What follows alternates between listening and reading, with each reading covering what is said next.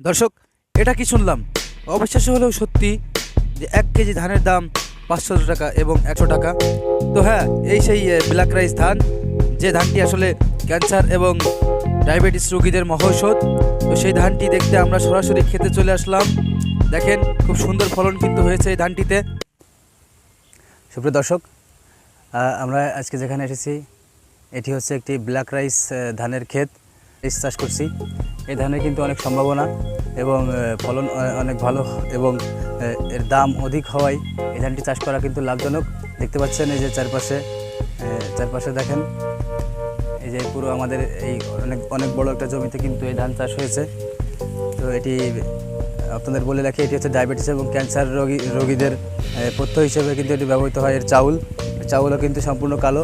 1 KG ধানের দাম 800 টাকা এবং 1 কেজি চাউলের দাম কিন্তু 600 টাকা। সেই ধানটি আমরা এখানে দেখতে পাচ্ছেন, একটু দেখেন, খুবই ভালো ফলন। একটু দেখান কি উচ্চ ফলন, দেখেন ভাই। এই ধানটির কয়েকটি জাত রয়েছে, তার মধ্যে চায়না, ভিয়েতনাম, ফিলিপাইন, ইন্দোনেশিয়া এগুলো আসলে সবচেয়ে ভালো হয়।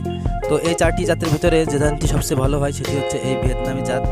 এই ধানটির বৈশিষ্ট্য, এই ভিয়েতনামি ব্ল্যাক রাইস, এটার বৈশিষ্ট্য হলো এটা গাছ খুব শক্ত হয়, এজন্য বাতাসে হেলে পড়ে না এবং গাছ একটু লম্বা হয়, যার কারণে পানি এলাকায় বা নিচু এলাকায় এটি চাষ করা যায়।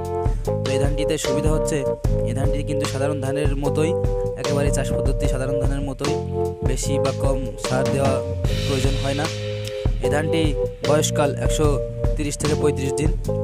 তো যারা এই ধানটি চাষ করতে চান, যারা এই ধানটি চাষ করতে ইচ্ছুক, তারা অবশ্যই আমাদের স্ক্রিনে দেওয়া এই নাম্বারে ফোন দিয়ে বাংলাদেশের যে কোনো প্রান্ত থেকে কিন্তু সহজেই কুরিয়ার সার্ভিসের মাধ্যমে বীজ নিতে। তাই কৃষক ভাই বন্ধুরা, আজই যোগাযোগ করুন আমাদের স্ক্রিনে দেওয়া নাম্বারে।